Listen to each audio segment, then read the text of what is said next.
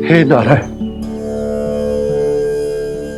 आज मेरी प्रजा और मेरा लल्ला दोनों ही गहरे संकट से घिर गए।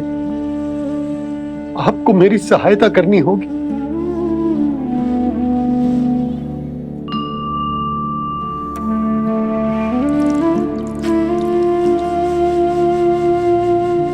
प्रभु, पिता होने का कर्तव्य मुझे एक दिशा में धकेल रहे है तो राजा होने का उत्तरदायित्व वो मुझे दूसरी दिशा में खींच रो। इस भीषण संकट में मैं क्या करूं? मैं इस संकट में अपनी प्रजा का साथ भी ना छोड़ सकता हूं और ना ही अपने लल्ला को उस नरभक्षी सिंह की मान में भेज सकता हूं। आप ही को इस समस्या का समाधान निकालना होगा। जय शालिग्राम मुझे मेरे मैया बाबा ने दिया था और उन्होंने कही थी कि जब भी कोई संकट आएगा ना प्रभु, तो इसके रूप में आप मेरा हाथ पकड़ लोगे और मुझे बताओगे कि क्या करना है, कैसे करना है। आज मुझे आपके मार्गदर्शन की आवश्यकता है प्रभु। मुझे मार्ग दिखाइए। बाबा और राजा होने की इस दुविधा में मैं बटा जा रहा हूं। मेरे इस धर्म की नौका जो झंझावात में फंस गई है, उसे पार लगाइए नारायण। रक्षा कीजिए नारायण।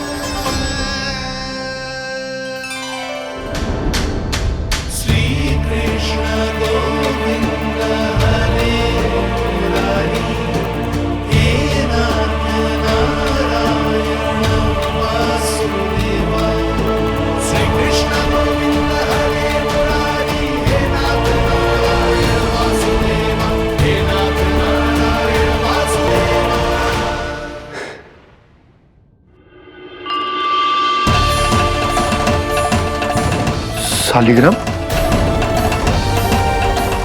यहीं तो रखा था मैंने। कहाँ गिर गया? कहाँ चला गया? मैंने तो यहीं रखो तो।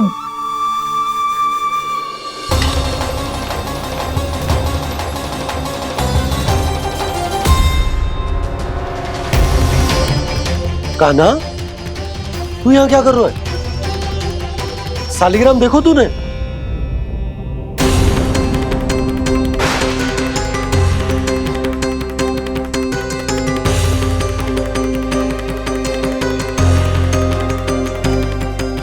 अच्छे, तेरे मुंह में क्या है? कान्हा, कहीं तूने शालिग्राम मुंह में तो ना ले लियो? हे नारायण, क्षमा करना, अबोध बालक। जी क्या करो कान्हा तूने? कब बाहर निकाल शालिग्राम। लल्ला, जी अनुचित है। यदि वो तेरे कंठ में चला जाएगा तो तेरी सांस। लल्ला, ला बाहर निकाल। अच्छो बालक है ना तू? हाँ, ला। अरे तेरी मैया को पता चलेगा ना तो वो कहेगी कि ना तो प्रजा का ध्यान रख सकते हो ना ही अपने लल्ला का। लोभ के फंदे में चारों ओर से जकड़ गए थे हम। भविष्य के स्वप्न देखते देखते अपने जीवन का सबसे बड़ा भूल किया है हमने। यशोदा और नंद भैया ने आप सबको समझाने का कितना प्रयास किया था, और यहाँ तक कि छोटे कान्हा ने भी हमें कितना समझाया, लेकिन हमने उस दुष्ट व्यापारी को अपना सारा वचन दे दिया। मुझे तो सबसे पहले अपने घर में बिठा कर ही समझाया था उन दोनों ने। कही थी कि कोई किसी भी वस्तु का दुगना मूल्य क्यों देगा, पर मैंने उनकी एक भी ना सुनी। आप ही बताओ रोहिणी जी, अब किस मुंह से क्षमा मांगूंगी मैं जशोदा जी से? क्षमा मांगने की कोई आवश्यकता ना।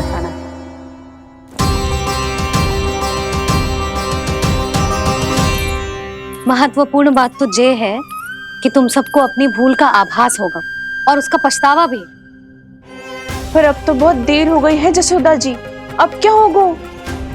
जिस सुनहरे भविष्य के लिए हमने उस कपटी व्यापारी के सामने अपने नारायण के नाम का वचन दिया था, उसने वही भविष्य लेके राजा कंस के पांव के नीचे रख दियो है। संतुष्ट सुखी जीवन जी रहे थे हम। बछड़ों को उनके भाग का दूध मिलता था। हमारे बच्चे जितना चाहे दूध दही माखन खाते थे। अब उनके मुंह का निवाला छीनकर उस दुष्ट कंस को देना पड़ेगा चिच्ची। ना, नारायण की कृपा से तेरी जसोदा जिज्जी के पास गैयों की कमी ना है। मैं अपने घर का सारा गोधन पूरे गांव के साथ बांटूंगी। किसी भी बालक के मुंह से निवाला ना छिने को। नारायण की कृपा से गोकुल का एक भी प्राणी वंचित ना रहेगा। हाँ नहीं तो देख कान्हा, बाबा का कहना मान ले। कान्हा, तुझे नारायण की सौगंध है, वो शालिग्राम मुझे दे दे।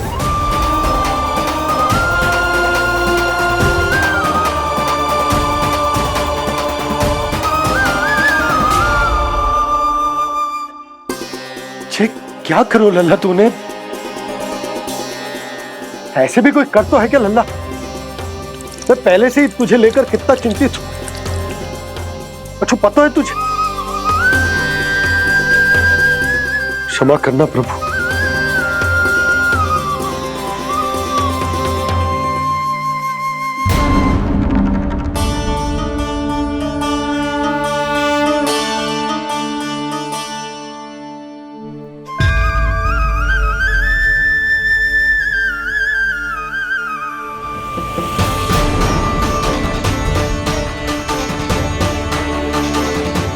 ये क्या कर रहे हो लल्ला? नारायण की मूर्ति कहाँ गई?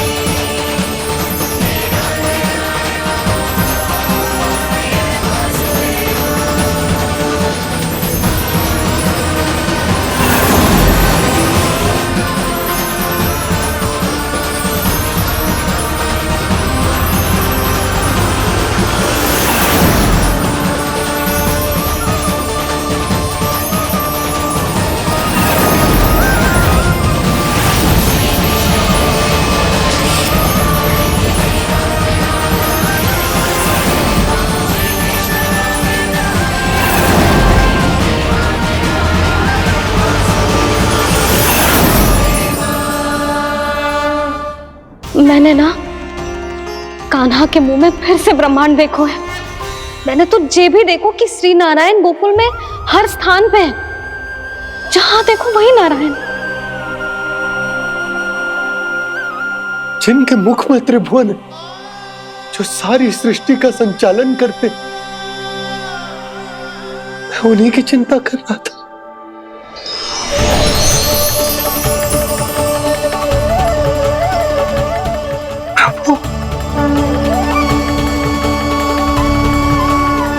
प्रभु, बाहर भी आप हैं और भीतर भी। मुझे क्षमा कर दो प्रभु, क्षमा कर दो। इस सांसारिक माया में आकर मैं भूल गया था जिनके पास सारी समस्याओं का समाधान है, जो किसी भी संकट को क्षण भर में समाप्त कर सकते, वो तो मेरे सामने ही।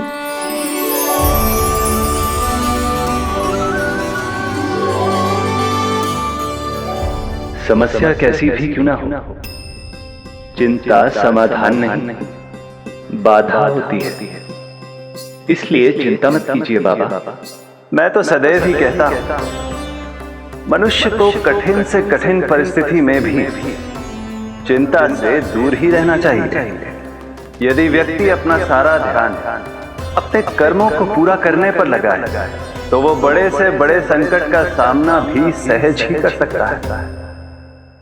और वैसे भी मेरी पूजा वही करते हैं जिन्हें मेरे अस्तित्व पर विश्वास है। इसीलिए उन्हें भी ये विश्वास अवश्य रखना चाहिए कि मैं अपने भक्तों का साथ अवश्य देता हूं, सदैव, हर परिस्थिति में।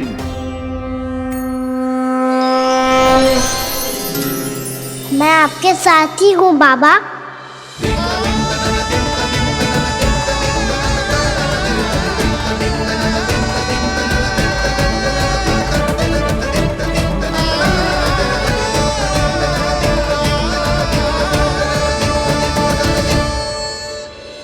जीवन भर उसके साथ व्यापार करने को वचन दियो है, उसका क्या जशोदा? और उस दुष्ट कंस और उसके व्यापारी ने जो समस्या उत्पन्न की, उसका क्या? समस्या है तो समाधान भी हो गई। मैंने तो कही थी ना मौसी, जो हमारे समझ में ना आए उस समाधान का दायित्व भगवान नारायण पर छोड़ देना चाहिए।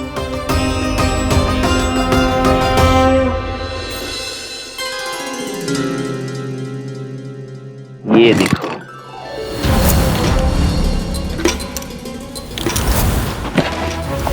ये आभूषण, मोती, ये स्वर्ण उपहार में देने का सामर्थ्य किसके पास होगा? कंस महाराज, तुम देख लेना, मैं इस घर को महल बना दूंगा, सब झटक लूंगा। कान्हा, तुम तो अंतर्यामी हो, सब जानते।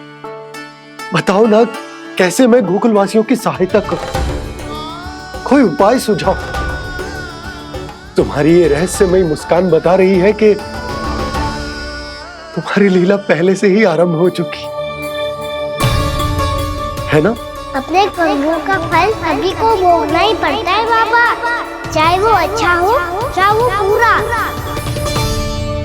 तुम सभी चिंता मत ही करो। जो अन्य व्यक्तियों के साथ बुरा करते है ना, उसके साथ देर सवेर बुरा ही होता है। और जिस हाथ से उस षड्यंत्रकारी ने तुम सबका दूध दही माखन लियो है ना, जल जाएंगे वो हाथ, जल जाएंगे वो हाथ। दोनों पिता पुत्र का इसी से स्वागत करूंगा।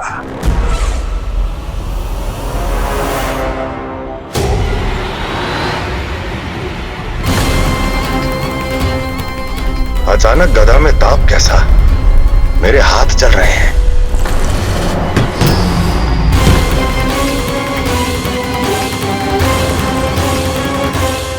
और वो व्यापारी जो तुम सबके शांत जीवन में भूचाल बन के आओ है, स्वयं शांति से थोड़े ना बैठ पाएगो। अरे उसके जीवन में उस षड्यंत्र से बहुत अधिक भयंकर भूचाल आएगा।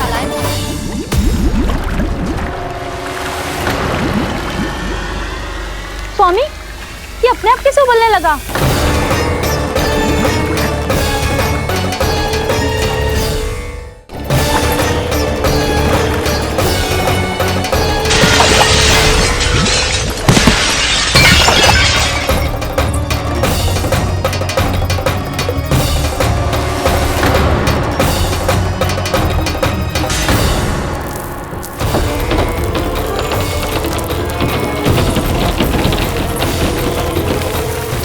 स्वामी, आप इस घर को महल बनाने का स्वप्न देख रहे थे, लेकिन ये खंडर बन गया। आप जिसके साथ मैत्री का संबंध स्थापित करके आए, वो कोई महान सम्राट नहीं, दुष्ट है। दुष्ट? उस व्यापारी ने दुष्ट कंस के साथ मिलकर भोले भाले गांव वालों का भोजन छीनो है ना, देखना उन दोनों के भोजन में कीड़े पड़ेंगे।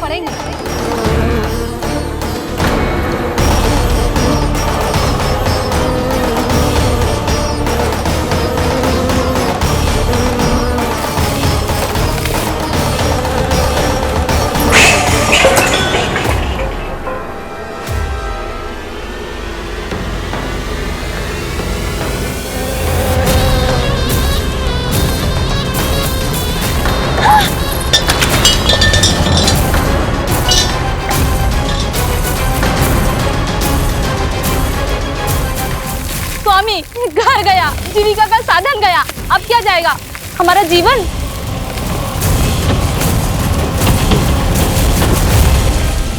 महाराज कंस का उपहार, आभूषण वाला संदूक। उन दोनों ने मिलकर तुम सबका दूध दही माखन सच्चा धन छीनने का प्रयास करो, है ना? अब देखना, उन दोनों का धन, उनके आभूषण सब लोहे के बन जाएंगे, कंकड़ पत्थर हो जाएंगे सब, कंकड़ पत्थर हो जाएंगे सब। ऐसा ही होगा मैया।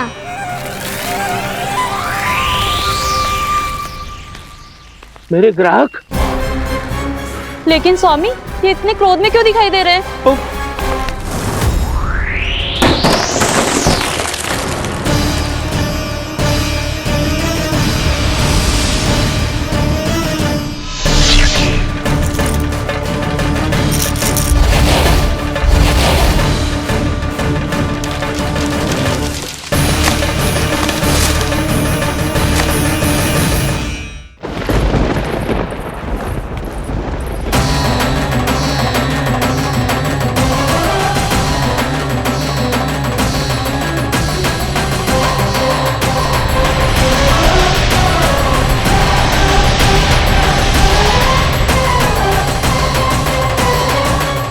विष्णु, विष्णु ने किया है ये सब।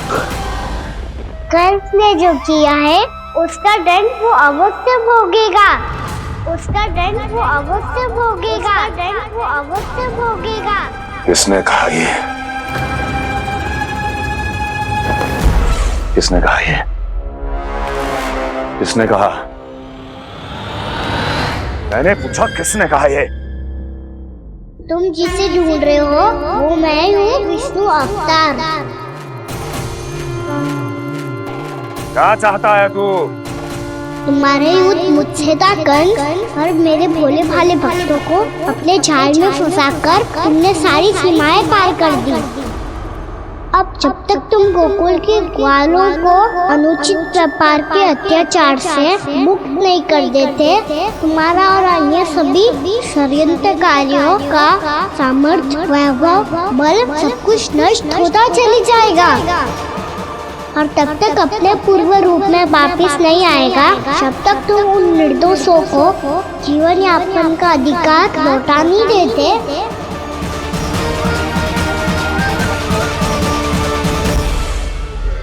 महाराज, दूध, दही, माखन सब कुछ पूरी तरह से सड़ गया है।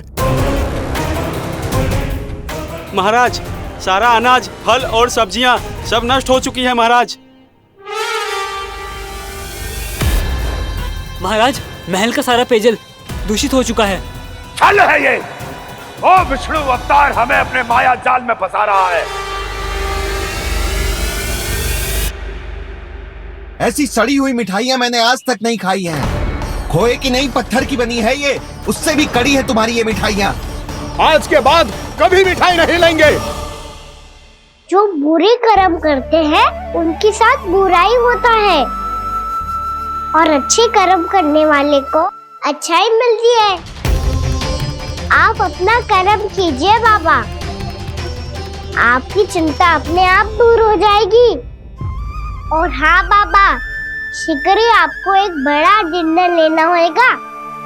स्मरण रखिएगा, जो होता है वो अच्छे के लिए होता है।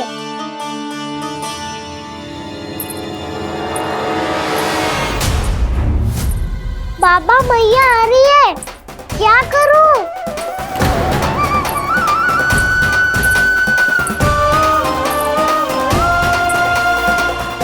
कछु सुझाव दो ना बाबा, जिससे मैया मुझे ऐसे नहीं देख पाए।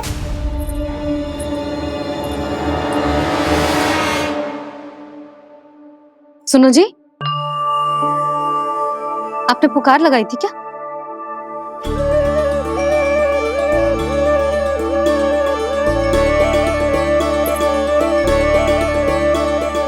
तुम मुस्कुरा क्यों रहे हो?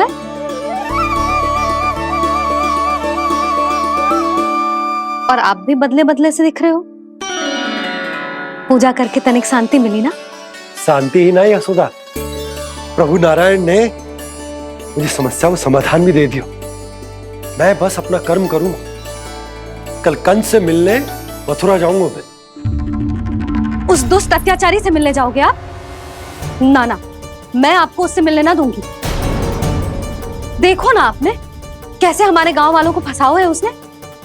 अवश्य ही आपको भी उसी उद्देश्य से बुला रहा है। आप मुस्कुरा मुस्कुरा रहे हैं प्रभु? कुछ देर पहले ही तो मैया सभी को मुझ पर अर्थात श्री नारायण पर विश्वास करने की सीख देकर आई है। अब देखो स्वयं भी चिंता कर रही है ये। चिंता मत ही करो यशोदा, मुझे श्री नारायण किसी भी जाल में ना फंसने देंगे। वो तो यही है हमारे साथ। यही है, इसका क्या अर्थ है जी? तुमने कही थी ना कि तुमने उन्हें हर जगह देखो, हमारे घर में, गोकुल में, तो इसीलिए तुम चिंता ना करो, मुझे अपना कर्तव्य करने दो। कल भोर होते ही मैं मथुरा निकल जाऊंगा। पता तो चले वो हमसे चाहतो क्या है।